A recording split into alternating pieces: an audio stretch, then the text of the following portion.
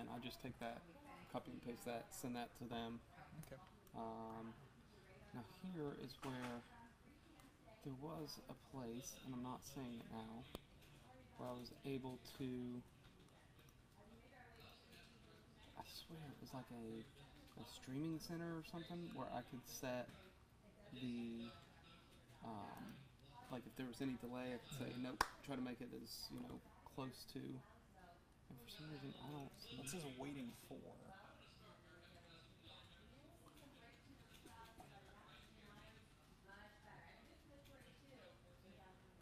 Does it take up to like a minute for it to show? Sometimes it did, but the last time too, it was like your live stream will start in so long. Here it looks like we can chat. I don't know what you're waiting on.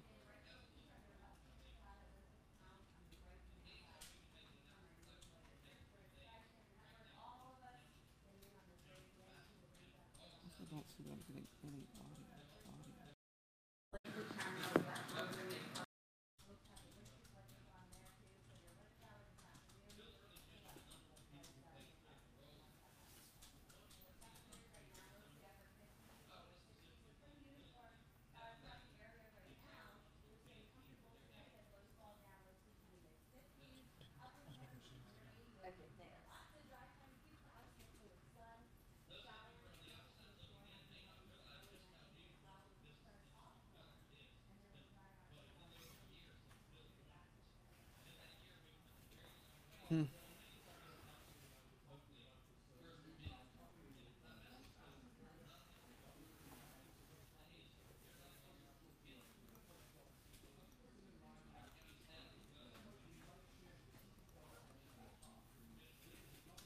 There we go. I don't know why. So what it was is, I think we tried to create the other live stream, Mm-hmm. and that's what happened. Alright. So that'll be the link you get a copy of. Yeah. See, and you can test it and see if you're hearing anything.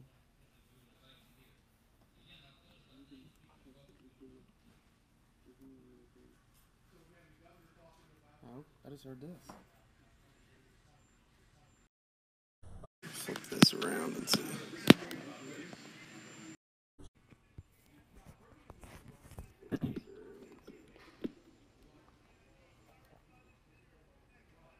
Mic check 1 2 3 4 5 6 7 8 9 10. Mic check 1 2 3 4 5. Mic check 1 2 3 4 5 6 7 8 9 10. Yeah, that's it. Sounds good. We just have to constantly watch that. People are familiar with an escape room. Not old people. I think there are going to be some that think it's like a panic room or like a place to escape an active shooter, but I don't know if that would. I think there are going to be some that think it's like a panic room or like a place to escape an active shooter. Let's go to the instant replay on that soundbite. Let's hear that again. I was like, oh.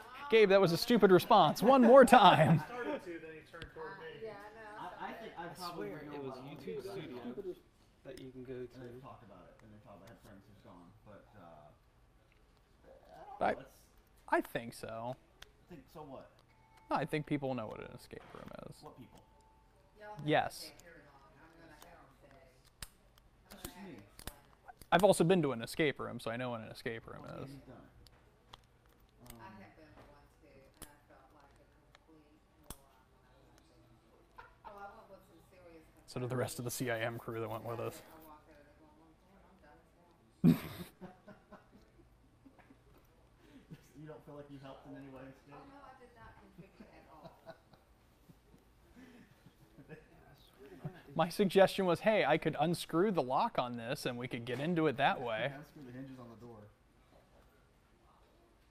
They're like, that's criminal. I'm like, exactly.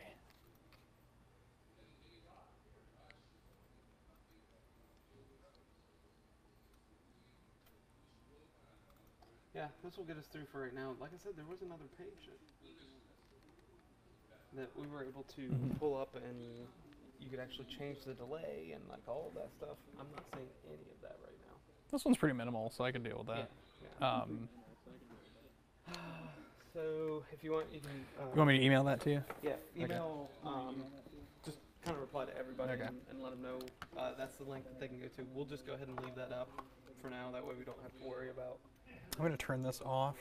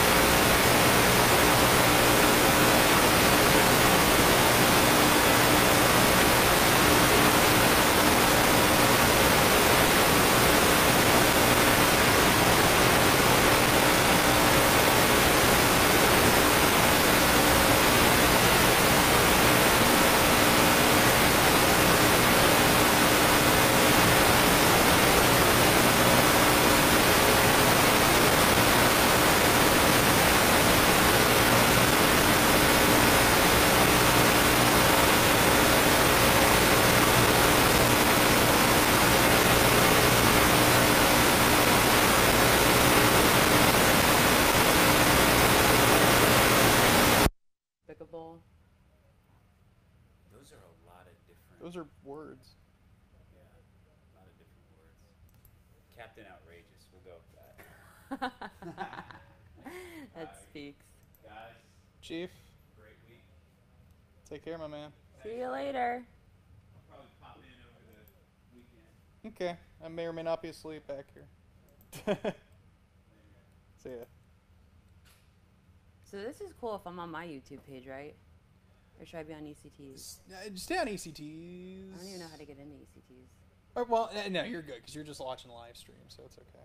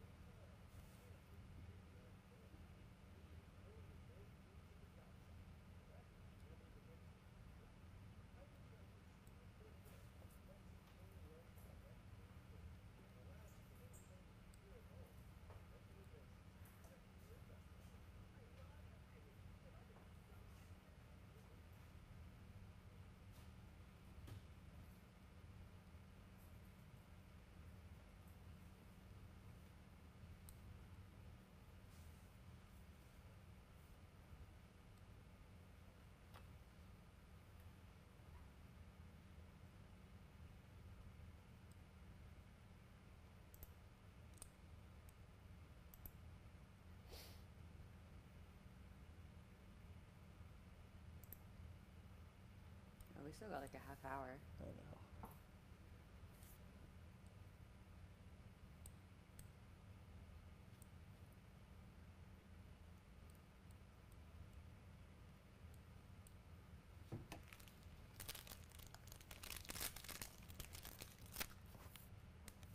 Here's what I'm gonna do. What frequency can I change this?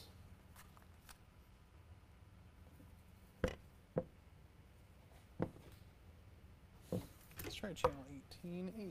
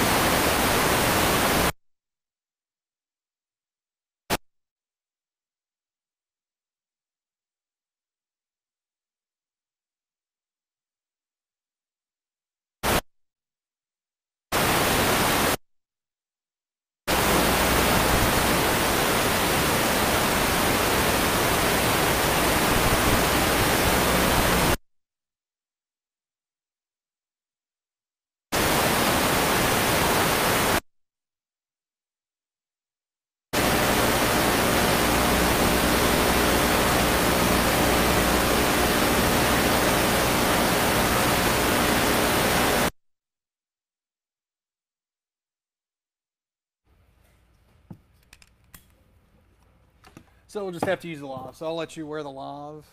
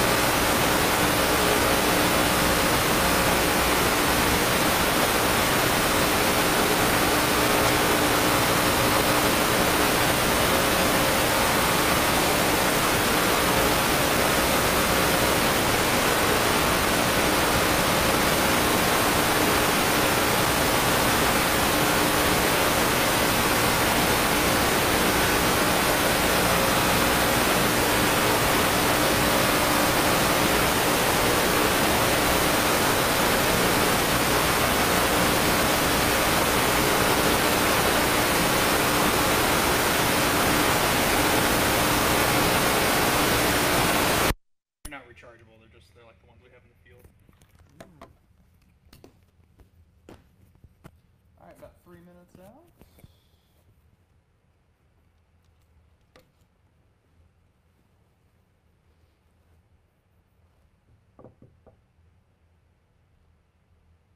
So if I type something, are they gonna be able to see it?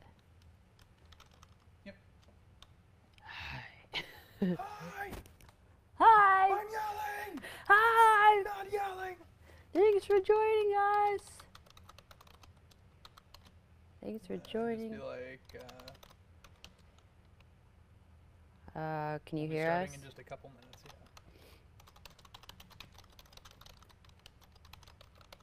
Oh, good. They can hear us. All right. Hello, Miss Howard. They can hear us? Yep. We'll be starting in just a few minutes. We're going to make sure everything is set to go over here.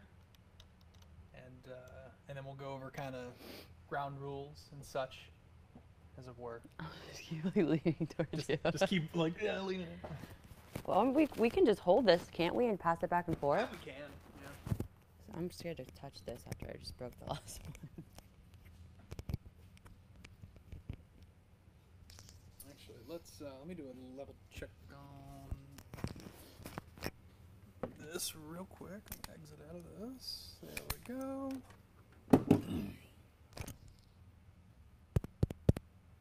Okay, good. That's the right thing. So yeah, we'll just pass this back and forth. All right, that's set. That's set. Power's on.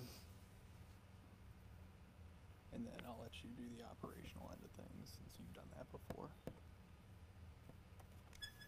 Is this your money? My coin. My collection.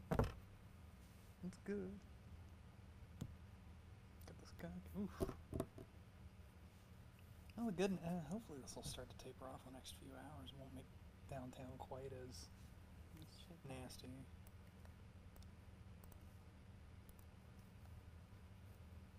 Yeah, we still got a minute.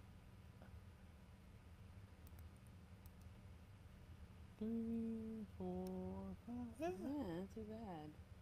Starting to dry out by concert time. Maybe our live hits will be later. I mean, I'm 4, 5, and 6 tonight, so I will need to rush home and grab my umbrella. All right. Don't you? Oh. No, sorry. I've been in since 8:30 this morning, so.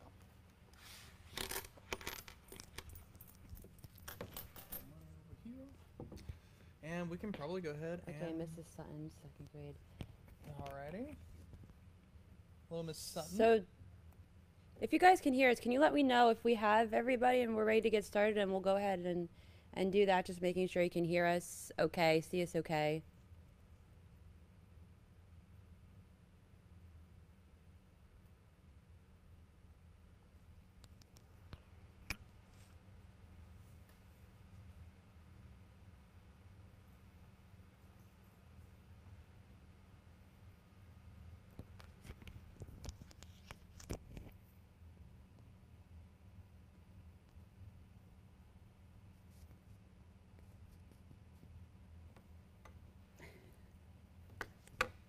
It's always the hard part about one-way communication.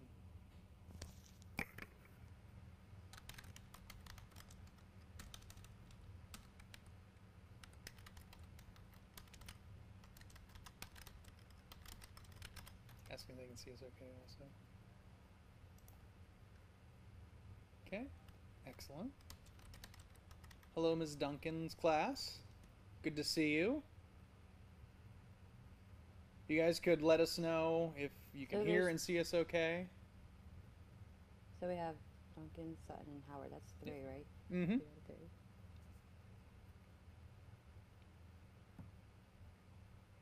I wonder if that's what they're saying. Or if that's what they're Well, saying. that's why I want to check and make sure that if that picture quality is not great, that we. Yes. Okay, everything sounds good. Cool. It's a little hard. Little hard to watch 'cause hear. This is not. Is this Yeah. better?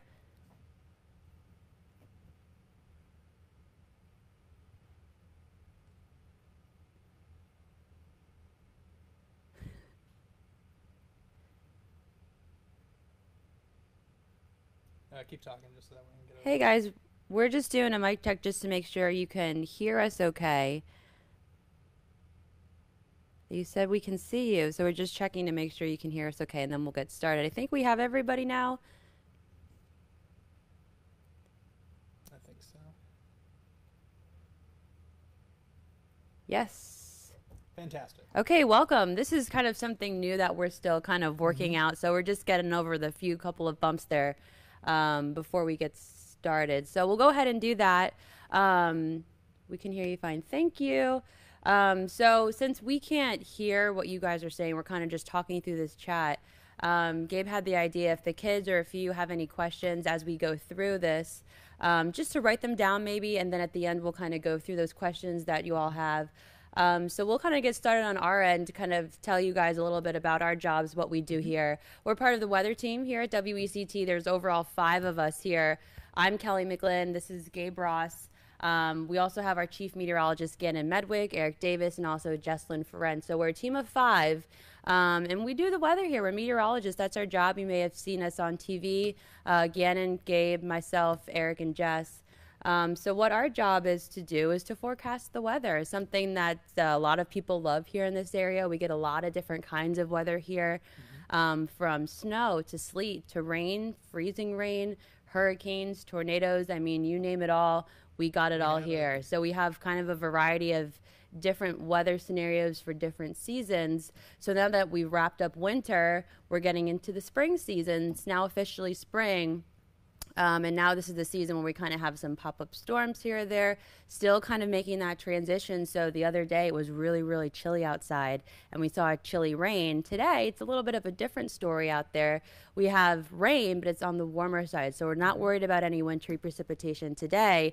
In fact, we'll get started and take a look at our satellite and radar right now. If you want to kind of talk about this, I'll see if I can zoom into New technology. There we go. So that's basically a close-up of what we get to see here on a regular basis, the satellite and radar composites. So all the white stuff you see, those are cloud formations detected by satellite. The green and the yellow, the oranges and reds, those are indicative of showers and rain on our composite radar scan. So in particular, this radar scan is made up of a handful of individual streaming radar sites, and a giant computer system puts them all together to give us a big map that spans the entire Carolinas and at times the entire United States and beyond. So that's the beauty of having a composite satellite and radar on the screen. So today, as we've been forecasting, showers, potentially this afternoon, a few rumbles of thunder mixing in also. And this forecast has, yeah, there we go. We can zoom back out. I love how this technology works. We're still learning with this too. This is thrilling for us. I'm sure you're thrilled to see all the stuff we have here. We're just thrilled to be able to show this to you guys from afar without having to leave the studio.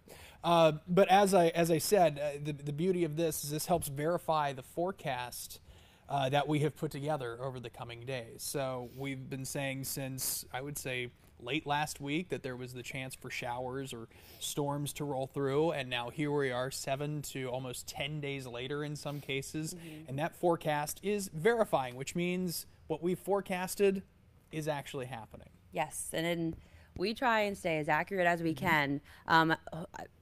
We think you've been covering the different high pressure systems, low pressure systems, maybe different climates across the area. So right now with this rain, that's associated with a low pressure system. So low pressure systems generally mean cloudiness, rain, shower, storms, where yesterday where it was sunny outside, it was warm, beautiful day, that was associated with a high pressure storm or cell, excuse me. So that means, you know, the air is lifting, it's rising. Oh, no, that's a low pressure, sorry, excuse me.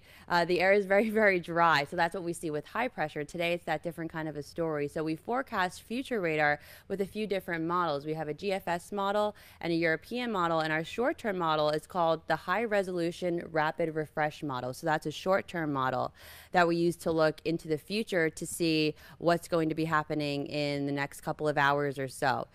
So here we'll kind of scroll through this. A little better view. So this is some inside baseball you're getting here. A close-up look at what we're seeing.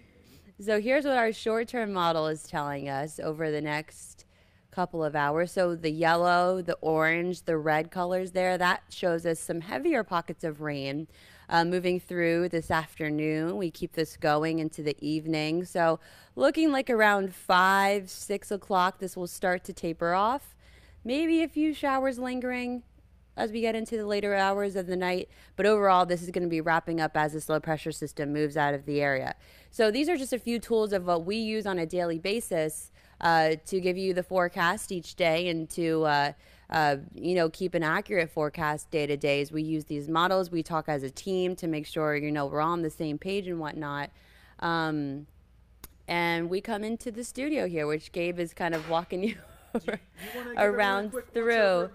So do you want to talk about, and I'll kind of swirl around, or do you want to stay behind the camera? Yeah, whatever we want to do. I'm going to unplug the camera here to make it a little easier. Okay. Don't worry, still working.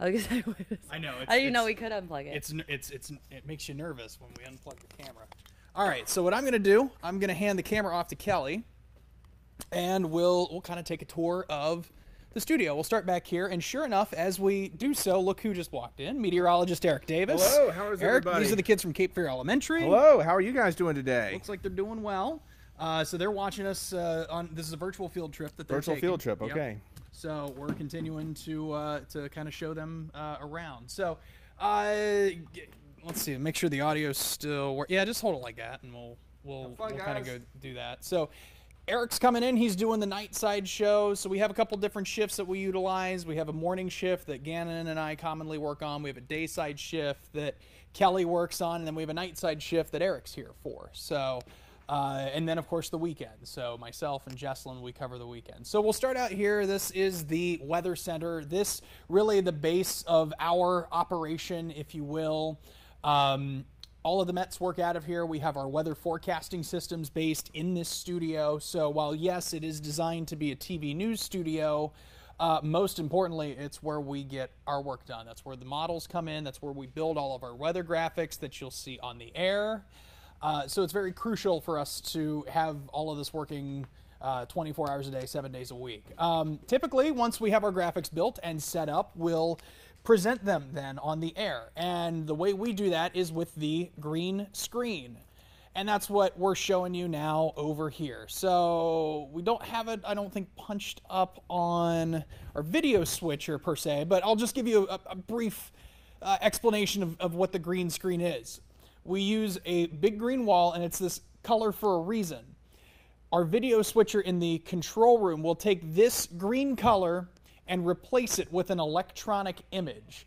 And in this case, the electronic image would be our weather maps. So when you watch us on TV, you'll never see this green color. In fact, what you'll see is the weather map and then us standing in front of that weather map. And that allows us to be able to point out showers, storms, wherever they may be.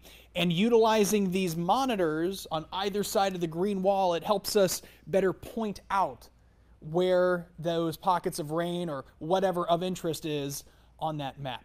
So this is where some of that magic happens. And then really the rest of this is based around our computer system. So we'll walk back over here. Hi, Kelly. We're flying blind. We're not exactly sure what we're pointing at, but these are some more of our systems. We got the big First Alert Weather logo up here.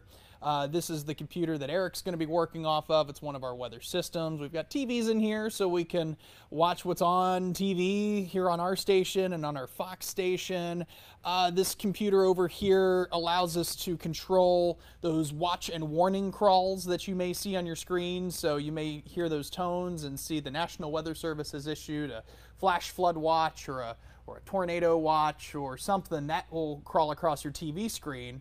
And that's the computer that deals with that. Of course, we have the big monitor back here that gives us a high-resolution look at weather models and everything else we have to search for. And then this is what you see behind the scenes. So you may not see this necessarily on camera, but we've got a couple different computer systems. Right now our iPad is there, so that way we can see what we're showing you. And then this monitor here off to the left is our router that allows us to see our various sky camera scenes. So right now that's Ocean Isle Beach. We can jump around to Surf City, and then from there, Elizabethtown, where you see some traffic on the road. Everyone's got their windshield wipers going, and to Wrightsville Beach. And these cameras are important because they help us verify what it's doing outside. So we can forecast and say, hey, there's a chance of rain today, or the radar is showing, hey, that it's raining today, but we're in a windowless studio. So how do we verify that it's raining outside when we don't have windows? Well, this is how we do it. We have some cameras outside that allow us to better see what is going on in different areas of southeastern North Carolina. Kelly, I give it up to you. Thanks. So we're about, I guess, halfway through now. If you guys want to start asking us any questions that you may have, whether it has to do with weather, whether it has to do with our job, or anything like that, feel free to ask away. If there's anything you want us to specifically cover, this is your time. We're here to answer those questions for you all. And Eric's here too, can answer some questions also. Absolutely. This is a lucky break for everyone. They have a chance to talk to more than half of a weather team here and get the answers that they're looking for. So we'll wait for those to come in, and as we do so, the forecast, if any of you are planning on heading out this weekend, looks pretty nice. So we've got a chance of rain today, some changes tomorrow as high pressure that Kelly was talking about begins to build in. So with that high pressure comes a lack of showers or storms. Rain won't be an issue. In fact, sunshine coming out thanks to that high pressure, and temperatures will be very much on the warm end. We're looking at some 70s, which is pretty close to where we should be this time of the year. More on the lower end of the 70s is our average temperature. Later on in the spring, we'll see those temperatures warm into the middle and upper 70s, closer to 80 degrees. First question coming in. What is your favorite part? What is your favorite part of working for WECT News? Well, I've been here for 2.5 years now. And since I've been here, especially since we've been through Hurricane Florence together, it has to be the family aspect of this job. I also, don't get me wrong, I'm a huge weather geek. I love weather. Everything, it's like when I'm not here, it's like a hobby at home. You can't really escape it. But working here specifically at WECT is kind of that family aspect here. Working with, our weather team each and every day is kind of, you're coming into a family every single day. I mean, for me, it's kind of just having that day-to-day family behind you that keeps you going each day. Great question. I'm in that same boat. This really is a fun place to work. There's something different that happens every day, and I love that unpredictability of the job. So I never come in and I'm never like, this is going to be the same thing as yesterday, because weather patterns are different, the news stories we cover are different, and it just gives us an opportunity to really enjoy what we do. All right, next question is from Miss Howard's class. Do you use satellites? And yes, we do. What you're seeing right now on the satellite and radar is actually a composite on the weather end. But also on the television end of things, we do use weather. We use those satellites to beam in some of our programming. But for us, our satellites really focus on cloud coverage. And just for fun, I'll pull up just a strictly satellite scene. So that's the winter satellite and radar. I want to pull up a couple of different ones. I've got the infrared satellite right now that is on. And we have two different types that we utilize. We have an infrared satellite and we have a visible satellite. Now, the infrared satellite works really well when we're trying to detect cloud coverage at night. So think of it as infrared glasses or night vision glasses. That's what this radar helps us define. Notice it's not quite as sharp as the radar I'm about to show you, but it does give us a good idea where a lot of the cloud coverage comes in. The other one we have to utilize is the visible satellite. And this visible satellite really pops for us whenever there's daylight outside.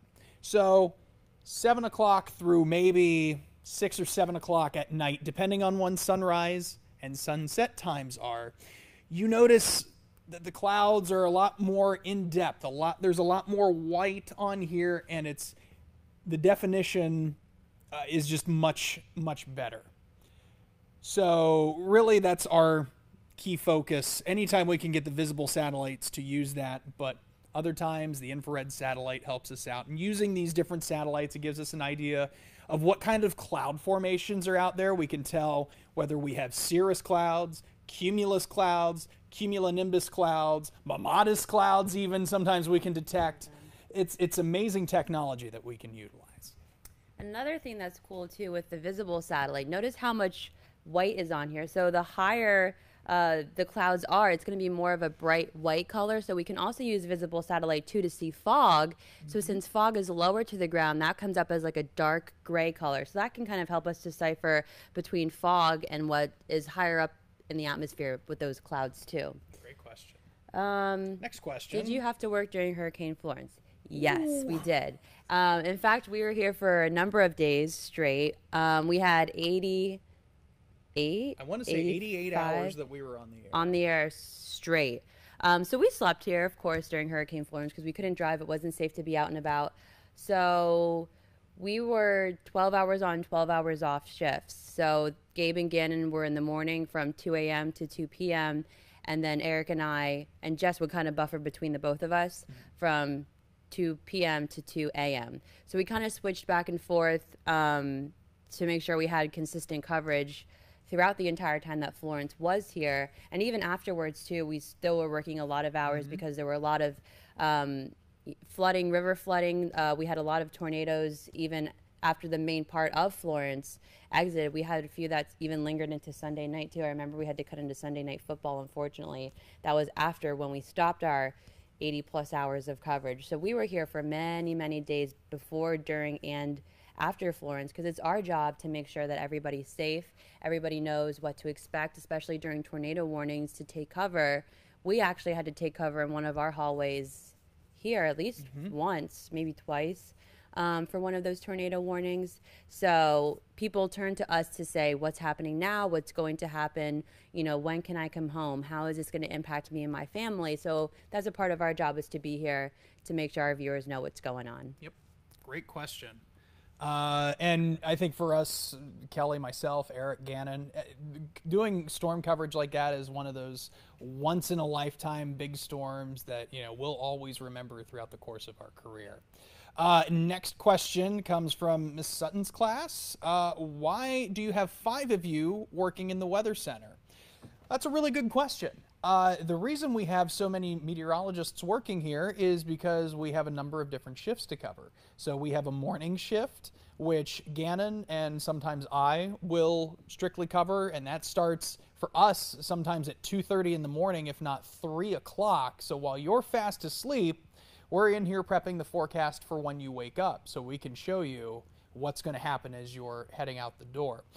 We then have someone who works dayside, which is Kelly. We then have Eric and Jesselyn, of course, who help work nightside, or depending on what the shifts are, that may vary. So the reason we have so many is to cover us throughout the course of the week. So 24/7, 365, somebody's in here forecasting the weather. And we need at least 5 people for us to make that happen and to forecast the weather efficiently.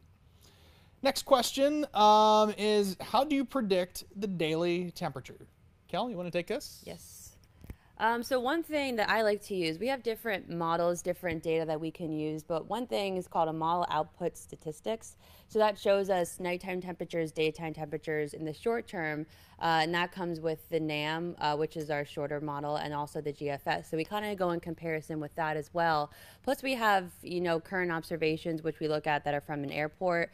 We also have something on project actually I'm working on right now. They're called these Mesonet sites, and those are placed in certain areas of a county that pick up data within minutes, and it's sent back to an NC State website page. So they pick up frequent readings of temperatures, humidity, dew points, etc. So that's another way we can keep up to date with these temperatures as well. Plus, as Gabe mentioned before, we like to keep a consistent forecast each day. So if your forecast looks consistent to what you're having when you come in, not really much to change it, but for daily temperatures, we use that. Also, the airport gives us temperatures on a daily basis as well. Yeah, I think most importantly to remember, too, about temperatures, every day there's a high temperature and a low temperature, and those are logged.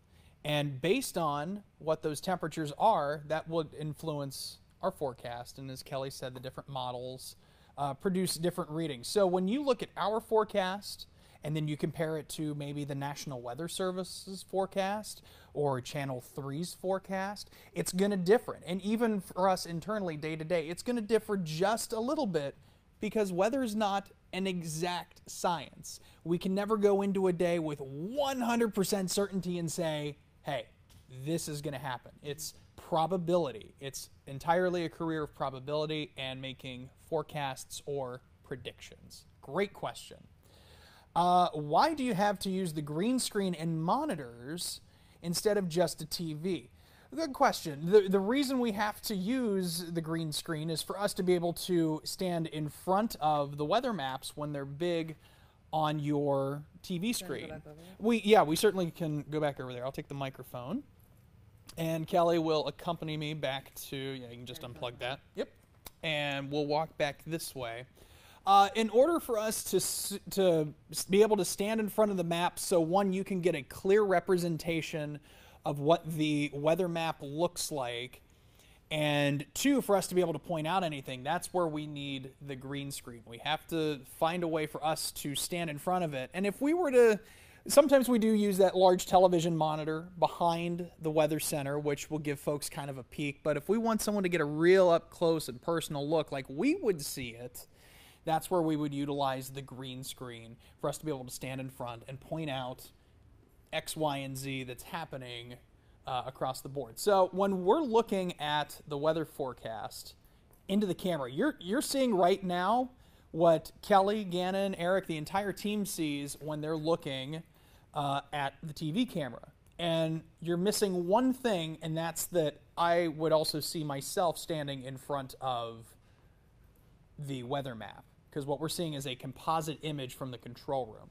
But we're seeing the same thing. We're seeing the radar, we're seeing the satellite, in this case the visible satellite, and we would see us. And this helps us make sure that we're not standing in front of anything that we're trying to show. So using the monitors and the green screen, we're able to move around and point out different things without us impeding the view of what it is we're showing. I wish that they had the system punched up in the control room. Unfortunately, the production guys are gone.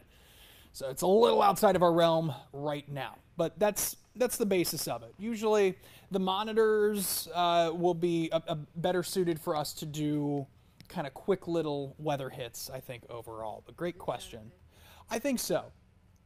From Ms. Howard's class, why did you decide to be a meteorologist? In my case, my entire family, my mom, my dad, and my brothers, we've all grown up around the television business. In fact, where I lived in Ohio, my mom was on TV. My dad was the vice president, general manager of a TV station. So I grew up around the business, and I always had a fascination with weather and thought it'd be really cool someday to be a TV meteorologist. I was also very scared of storms when I was about your age now, 2nd, 3rd grade, frightened of tornadoes, and eventually I realized the more I know about storms, the less scared you become, because you know, oh, that low-hanging cloud that looks like a tornado is not, it looks like it, but it's not. It's called a scud cloud, and it doesn't mean there's going to be a tornado. So it helped put my mind at ease, and eventually kept the study going. And by the time I got to college, I said, hey, this would be fun to do. Of course, I also said a lot of other fun things would be there to do also. So that's behind the scenes, news reporting, a number of other things, but settled on my job being a meteorologist. Kelly, what about you? What about me? Well, I'm from Pennsylvania. So growing up, we did have tornadoes, hurricanes, not as much as we get down here. But one thing I always remember are snowstorms. So we would get storms sometimes and we get feet and feet of snow. And it's kind of a fascination since I was a kid, wondering, you know, this is so cool. Tornadoes are so cool. Hurricanes are so cool. But then when you go through high school, you wonder, I love this, but how do I do this for the rest of my life? Or how do I continue this and make this a career? So in college, I was originally a broadcast major because I knew I wanted to do something in broadcasting. And I still always had that love for meteorology. But it wasn't until my sophomore year in college is when I decided to go for the full degree in meteorology. So it's always been a kind of a love and a fascination of mine. And I kind of tell other kids too, to always turn your curiosities into your careers, because that's what you're going to be doing every single day for your life. And you want it to be something that you have a passion for, that you always have an interest for. I'm still learning every single day something new in this field because it's always changing. There's always different technologies coming out. There's always different studies and observations, and so much to learn day to day that helps us get a better forecast. In fact, our National Hurricane Center, when they forecast the landfall for Florence, that was in 3 miles of where Florence actually made landfall. So pretty incredible stuff there. Our warning times between when a tornado warning is issued and when one would be spotted, that lead time has gotten so much better since previous years. Going back to Florence, we actually had, I think, a dozen or just over a dozen of confirmed tornadoes. So, you kind of take what you love to do every day and turn that into kind of what you want to do for the rest of your life. So that's just some motivational stuff there. If you have an interest and if you have a passion, go for it. Absolutely. And of course, as we begin to wind things down here, if you ever have questions or something that we were unable to answer here, feel free to have your teachers get in touch with us and submit us questions. We're more than happy to answer questions all the time beyond just what a virtual tour is, especially if it helps you get a better grasp of the weather and how we do things around here. But this is just a little bit of an inside peek as to what we do. A day like today is a little more interesting because we do have showers on the radar and we are tracking a system coming through here. But there are other days where we've got plenty of sunshine and nice warm temperatures, and we don't have to worry so much about what we call nuisance weather, so showers, some storms. And on those days, we can do other fun projects. Like Kelly mentioned, she was doing some research on the Mesonet sites. And in my case, I love to go out and do live shots, or I actually do other station tours in person when folks come here. So it gives us a chance to, have some downtime and not be staring at the computer always. So do we have any other questions from any class that we can answer before we wrap things up? We have couple minutes, minute or two left before we got to kind of wrap this up and get ready for our shows later. In fact, what people don't know is that our shows, what we do, that's kind of a final product of what we kind of develop before we go on air. So we do all of our work behind the scenes before we go on air, and our final product is what you see on air. So a lot of stuff goes into what you see in a daily forecast for each show. So just kind of, it's usually a question that most people ask, and they find it interesting that what we do on air is kind of our final product. And for those curious, yes, Kelly does do her own wardrobe and makeup and hair. Yeah. That's why she always looks so fantastic. Sure, I do. But no, this is absolutely a great job. I'm so privileged, as I think the rest of our weather team is, to be working for WECT and such really a great station. And we hope, if you've never seen one of our TV newscasts, that you'll tune in and watch us and see how we forecast the weather on a regular basis. And we look forward to hearing from you in the future. So it doesn't look like we have any other questions. So with that, we'll go ahead and wind things down just to make sure we don't miss anything. So thank you all so much. And again, if you have any questions anytime, please let us know. It's what we're here for. It's our job. We love to talk about weather. Yes. So please let us know. And good luck with your weather segment too. I think you cover it again in 7th grade once you get there. I do talk to a lot of 7th graders too, so hopefully we'll be talking to you again once you get to that 7th grade level. All right, everyone. Take care. Have a great rest of your day and a great weekend. Bye-bye.